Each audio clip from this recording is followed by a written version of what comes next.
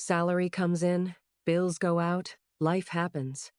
And somehow, by the 25th of the month, the account is already looking thin. It's not always about spending too much. Sometimes it's about the order money moves in. Most people follow the same pattern without realizing it. Get paid, cover expenses, spend on life, save whatever is left. The problem is that whatever is left is usually nothing, because expenses expand to fill whatever is available. There is always something that needs paying, something that comes up, something that feels urgent. Saving last means saving never, and the month ends the same way every time, wondering where it all went. Pay yourself first. The moment salary lands, one amount moves immediately before bills, before groceries, before anything else, into a separate account, out of sight.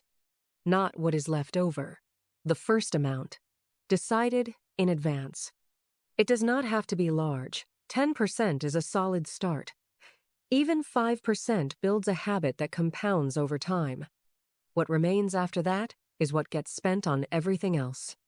And people adjust, they always do, because the money that is already gone stops feeling like an option.